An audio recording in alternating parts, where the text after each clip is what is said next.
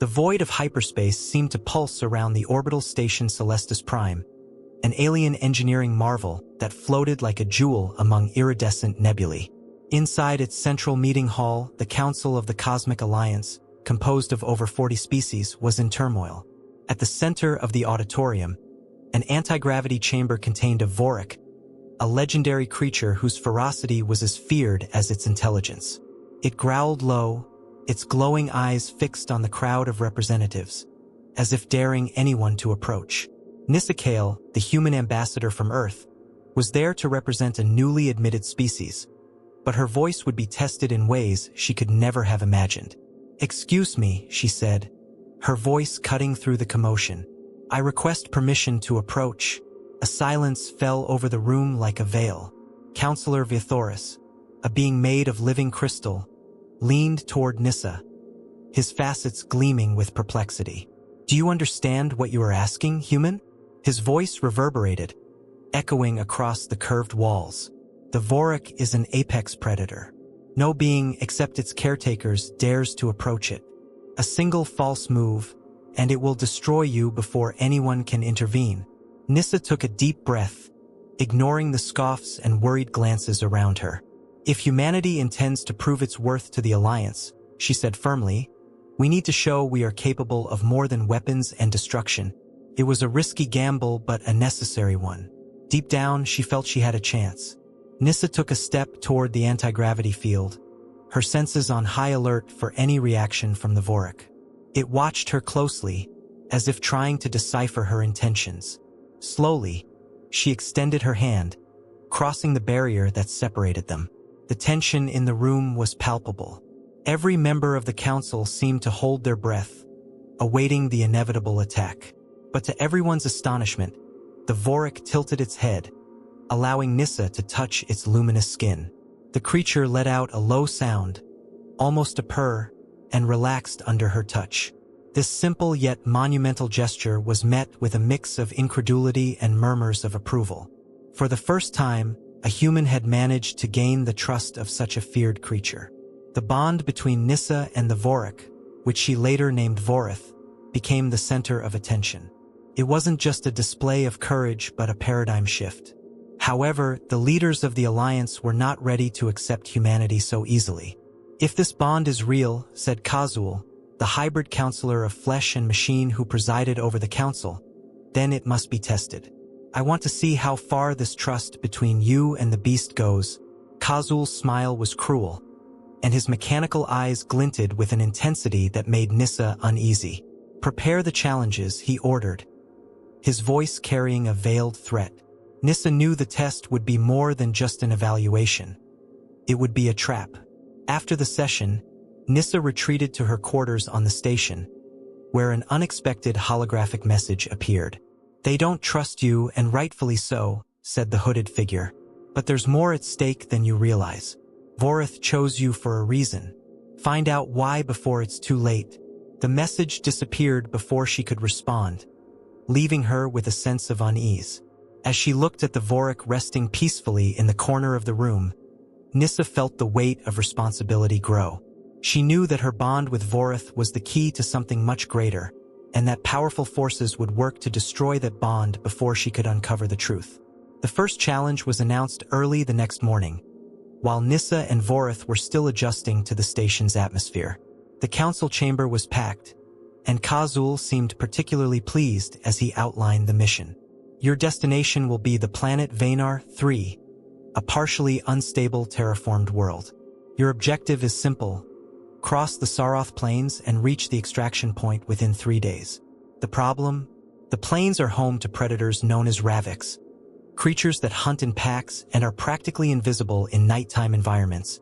Khazul's tone was cold, but there was a hint of malicious pleasure in his voice. Nyssa remained composed but couldn't help noticing the looks of disbelief from the other counselors. Upon descending to the planet, the slightly higher gravity and dense atmosphere presented the first challenges. Nyssa adjusted her adaptive suit, while Vorith seemed to move effortlessly, as though he were in his natural habitat. The surroundings were desolate, gray fields dotted with rocky formations that seemed to sink into the horizon. The mission started quietly, with Vorak leading the way, his sharp senses detecting potential threats. Nissa observed every move he made, trying to understand how he navigated such a hostile terrain. "You're more prepared for this than I am," she said, half joking, as she adjusted the tracker on her wrist. As night fell, the sounds of the plains shifted. A disturbing stillness took over, broken only by distant noises that echoed like whispers of something moving too fast to be seen. Vorak suddenly stopped, his entire body tense, eyes fixed on a point in the horizon. Nissa followed his gaze but saw only a faint distortion in the air, like heat waves in a desert. "Ravix," she murmured, activating the plasma blade on her glove. Before she could react, the first attack came.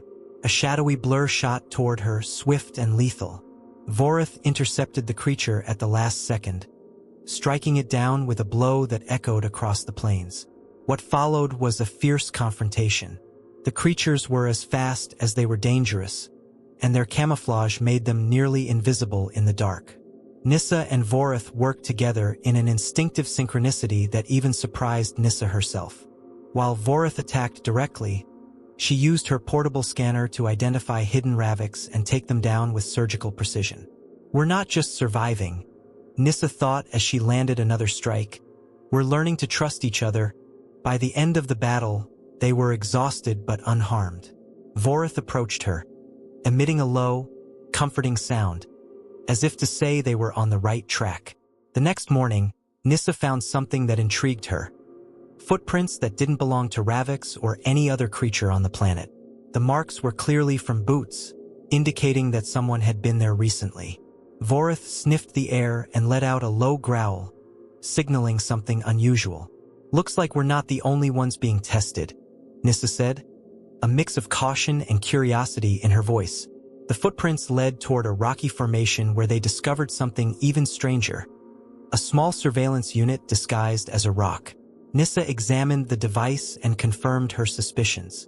"Someone is monitoring us," she concluded, placing the device in her bag. The day ended with Nissa and Vorak finding shelter in a natural cave. As she activated the protective field around the entrance, Nissa reflected on what she had learned so far. The challenges were far more than tests of survival. There was something deeply wrong with how the mission was being conducted, and she began to suspect that Kazul had objectives beyond evaluating her bond with Vorak. As the soft light of a small holophire filled the cave, Nissa looked at the Vorak, who rested calmly. "We'll figure out what's going on," she promised in a low voice. Vorak opened his eyes for a moment, as if to confirm that he, too, was ready for what lay ahead. The second stage of the challenge began at dawn, when a dense fog covered the Saroth plains, drastically reducing visibility. Nissa activated her suit's sensor system, but even the most advanced instruments struggled to penetrate the mist. Vorak, however, seemed unfazed. He moved forward with firm steps, sniffing the air and growling low at every strange sound. "I think you're seeing something I can't," Nissa remarked, adjusting her visor. The Vorak suddenly stopped and looked at her, as if trying to warn her. Seconds later, Nissa realized the fog wasn't natural. Metallic particles floated in the air, interfering with the suit systems and obscuring signals. As they advanced, Nissa found evidence that the fog was part of a carefully planned trap. Pieces of alien technology were scattered across the terrain, functioning as signal emitters. Vorak growled upon finding one of these devices, and Nissa quickly noticed they were also emitting ultrasonic waves, enough to confuse even the Vorak's keen senses.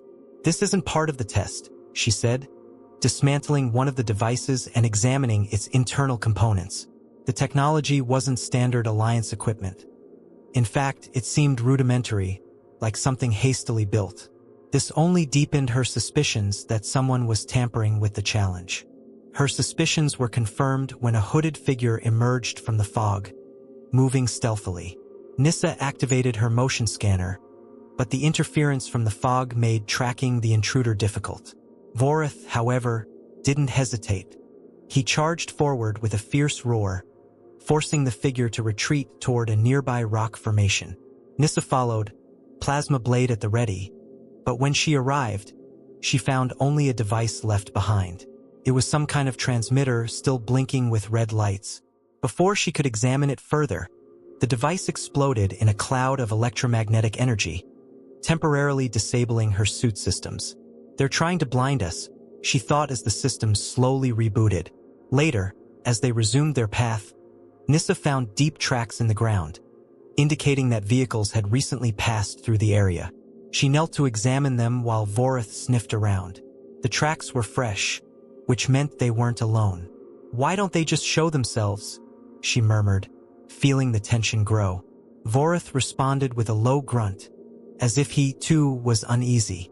The sensation of being watched was impossible to ignore.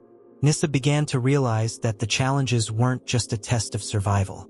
Someone was intent on monitoring her and Vorak's every move.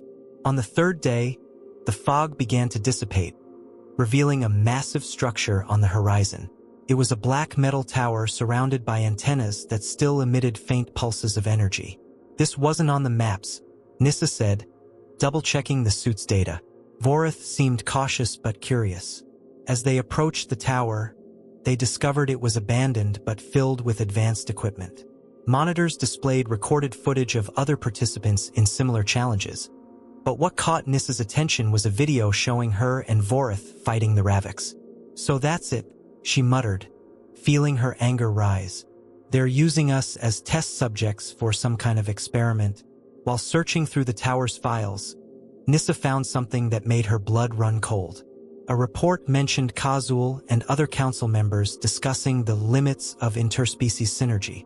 The notes indicated that the Voraks had been part of an ancient domestication experiment that had failed, resulting in the creatures rebelling against their creators.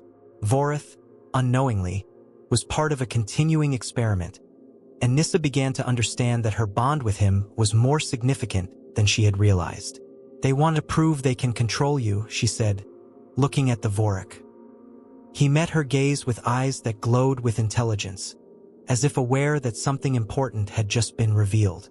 Before they could leave the tower, a transmission automatically began, projecting an image of Kazul. "I knew you'd find this," he said with a cold smile. "But are you ready for what comes next? This is bigger than you, human, and certainly bigger than that Vorak." The message ended abruptly, leaving Nissa with more questions than answers. Vorak growled, his claws scraping the ground. Nissa placed a hand on his shoulder, feeling their connection deepen. "We're going to prove him wrong," she promised as the tower began to tremble, indicating it was set to self-destruct. They escaped just in time, but what they discovered there completely changed the course of their mission. After escaping the collapsing tower, Nissa and Vorak found shelter in a natural canyon, hidden from the patrols now scouring the area. The adrenaline from the escape still coursed through Nissa's veins as she reviewed the data collected from the tower. Every file she managed to access made Kazul's and his allies' manipulations more evident. He wasn't just conducting survival tests. He was exploring ways to control entire species through force bonds, using humans and Voraks as a central experiment. "We're in the middle of something much bigger," Nissa said, looking at Vorak. He let out a low growl, as if sensing the weight of the revelation. As they searched the canyon for a safe route, a distant noise caught Vorak's attention. He turned sharply, growling at the shadows. Nissa raised her plasma blade, ready to defend herself, but instead of an attack, a figure slowly emerged. It was Aaron Velis, a Caltherian mercenary Nissa recognized from past council meetings. Aaron was injured, with a deep cut on her shoulder, but her precision rifle was still secure in her hands. "Get down," she whispered, pointing above the canyon. Nissa and Vorak dropped to the ground just seconds before a patrol ship flew overhead, its searchlights sweeping the terrain. "They're after all of us," Aaron said, panting. Nissa quickly helped Aaron treat her wound while trying to understand how the mercenary had become involved. "Kazul hired me to eliminate threats during the test," she admitted with an ironic smile. "Apparently, now I'm one of those threats." Despite her reservations, Nissa decided to trust Aaron, at least temporarily. They had a common enemy, and the mercenary's expertise in infiltration could prove valuable. Vorak, however, remained wary, keeping a steady gaze on Aaron as she explained what she knew. "The tests aren't just for you," she said. "Khazul is monitoring multiple groups. He wants to prove the Alliance can dominate any creature or civilization that opposes its control." With Aaron's information, Nissa began planning their next move. There was another facility nearby, an underground base that served as a communications hub for the tests. If they could access the base's systems, they could send a message to the Council with the evidence they had gathered. "But there's a problem," Aaron said, pointing to a holographic map. "The base is heavily guarded, and Khazul has an elite squad of androids patrolling the area. If we're discovered, we're dead." Nissa looked at Vorak, who seemed more determined than ever. "Then we won't be discovered," she replied, her voice filled with conviction. Infiltrating the base was a risky operation. While Aaron used her expertise in espionage to disable the external security systems, Nissa and Vorak dealt with android patrols, moving silently through the shadows.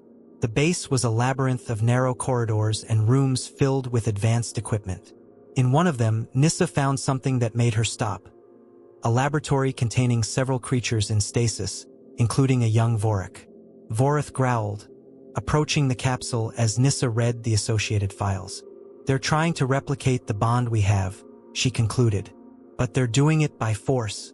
Anger swelled in her chest. "This has to stop." The moment of revelation was cut short by an abrupt alarm. Aaron appeared, running down the corridor. "We've been discovered," she said, adjusting her rifle.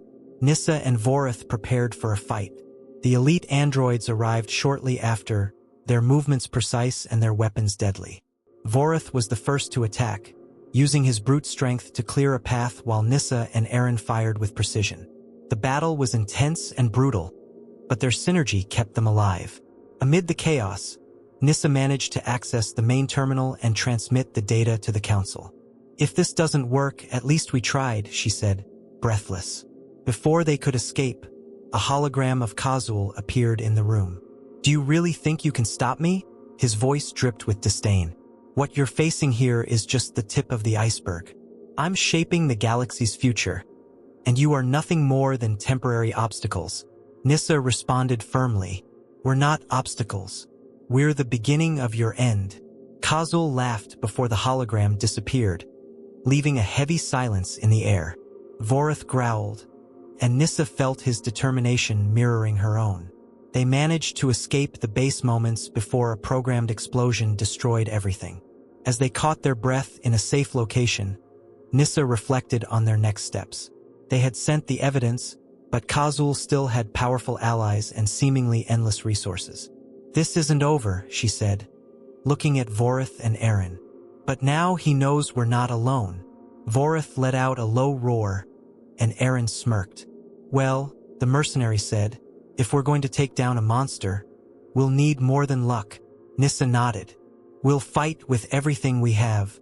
After escaping the base, the transmission sent to the Council brought swift and unexpected consequences. In less than a day, Nissa received an anonymous response encoded in advanced cryptographic language. Deciphering it took hours, but the content was shocking. There were members of the Council willing to act against Khazul, but they needed more evidence and a safe place to plan their resistance. "We're not alone," Nissa said, sharing the message with Aaron and Vorak. "But it means we're in the middle of a political war." Aaron scoffed, adjusting her rifle. "Welcome to the chaos, human." Before they could act on the information, new obstacles emerged. Khazul's ship was now monitoring all signals from the Aurora Vesper, forcing the group to hide in an asteroid field on the outskirts of the system. Vorak seemed restless, his senses on high alert with every strange sound in the empty expanse of space. Nissa tried to calm him, but she knew he was right to be wary. They weren't just being watched, they were being hunted. "If they find us here, we're trapped," Aaron said, scanning the radar. "We need to leave before it's too late." Relief came in the form of an unexpected transmission. Osran Trask, the exiled former counselor of the Alliance, had intercepted Nissa's message to the Council. He offered a meeting location on Naraxis 12, a desert planet known for its vast underground labyrinths. Trask, despite his controversial reputation, seemed to have the resources and knowledge they needed. If this is a trap, we're dead, Aaron warned, but Nissa decided to take the risk. Vorak seemed to trust her instincts, and that was enough for them to move forward. Reaching the planet was only the beginning of the challenge. Upon landing, they discovered the environment was even more hostile than expected. Radioactive sandstorms made it impossible to navigate the surface for long, forcing them to seek refuge in Neuraxis 12's underground labyrinths. Trask found them in one of the central caverns, surrounded by high-tech equipment and a small group of armed allies. He was a man marked by time, with scars on his face and eyes that seemed to see beyond the present moment. "You've come far," he said in a deep voice, "but you still don't understand the scope of what you're up against." Trask revealed information that completely changed the course of their mission. Kazul wasn't just attempting to manipulate alliances between species. He was planning to use dimensional technology to rewrite the rules of space-time, eliminating civilizations he deemed useless to his objectives. "He's creating a galaxy under his total control," Trask explained. "And your bond with the Vorak is the key piece to proving his plan can work. The two of you are the greatest threat to the empire he's building." Nissa felt the weight of these words as she looked at Vorak, who seemed to understand the gravity of the situation. As they planned their next steps, the group was attacked. Kazul's surveillance drones and ground units invaded the labyrinths, forcing everyone to fight for their lives. Vorak led the charge, taking down drones with brute strength while Aaron and Trask coordinated the defense. Nissa managed to use the cavern systems to send an emergency transmission to the Council, alerting them to the attack. "If we don't act now, we lose our chance," she said, dodging an explosion. Vorak, despite being injured, continued to fight with a determination that inspired everyone around him. After hours of combat, the group managed to repel Kazul's forces, but not without losses. Some of Trask's allies were killed, and Trask himself suffered severe injuries. As they rested in temporary safety, he passed his most critical data to Nissa. "You need to take this to the Council," he said, his voice weak. "They need to know the full truth. I can't go on, but you can." Nissa promised to see the mission through, but the farewell was bittersweet. Vorak approached Trask, letting out a low, comforting sound, as if acknowledging it was goodbye. With the data in hand, Nissa knew they were nearing the final confrontation. Kazul was now vulnerable, but that also made him more dangerous. "He knows we're coming," Aaron said, preparing her weapons. Nissa looked at Vorak, feeling his strength and confidence more than ever before. "We started this together," she said, "and we'll finish it together." Vorak growled in agreement, and the group left Neuraxis 12, leaving behind the scars of a battle, but carrying the hope that they could change the galaxy's destiny. Aboard the Aurora Vesper, Nissa, Vorak, and Aaron prepared for their most dangerous mission yet. Infiltrating Kazul's orbital fortress, located in a chaotic region of space known as the Shadow Vortex. The fortress was protected by a distortion field that made navigation treacherous and an army of drones and automated ships. "This is suicide," Aaron said, adjusting her rifle. "But it's also our only chance." Vorak, sitting calmly beside Nissa, seemed to absorb the rising tension. He let out a low growl, as if encouraging them to move forward. "He's right," Nissa said, smiling faintly. "We didn't come this far to back down now." Aboard the Aurora Vesper, Nissa, Vorak, and Aaron prepared for their most dangerous mission yet. Infiltrating Kazul's orbital fortress, located in a chaotic region of space known as the Shadow Vortex. The fortress was protected by a distortion field that made navigation treacherous and an army of drones and automated ships. "This is suicide," Aaron said, adjusting her rifle. "But it's also our only chance." Vorak, sitting calmly beside Nissa, seemed to absorb the rising tension.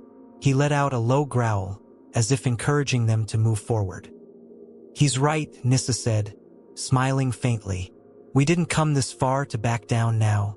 When they finally reached the command core, Kazul was waiting. He stood clad in an advanced exoskeleton, his half-machine, half-flesh figure radiating power. "You really think you can stop me?" His voice was cold, tinged with amusement. Nissa remained calm, holding the device containing Trask's data. "The Council will know the truth," she said. Kazul laughed. "The Council is irrelevant. With what I've built here, I can reshape this galaxy in my image. You're nothing but footnotes in this story." The final confrontation began with a burst of energy. Kazul used his exoskeleton's power to manipulate the environment, creating obstacles and force fields that made it difficult for Nissa and Aaron to advance. Vorak, even injured, appeared at the critical moment, attacking Kazul with a strength that even surprised the villain.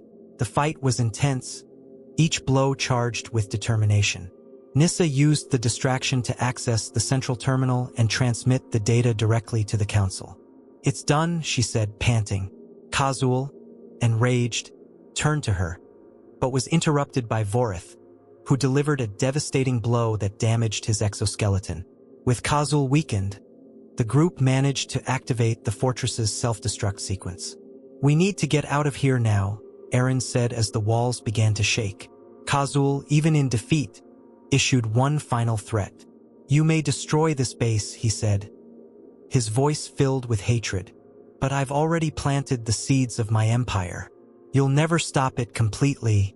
Nissa stared at him, feeling a mix of anger and pity. "The truth always finds a way," she said before escaping with Vorak and Aaron. The Aurora Vesper departed moments before the fortress exploded in a storm of energy, erasing Kazul's physical legacy. Despite the victory, Nissa knew the battle was far from over. The Council now had the evidence, but Kazul and his allies were still at large. As she looked at Vorak resting by her side, she felt a renewed determination grow within her. "This isn't over," she said, gazing at the stars. "But now we have a chance."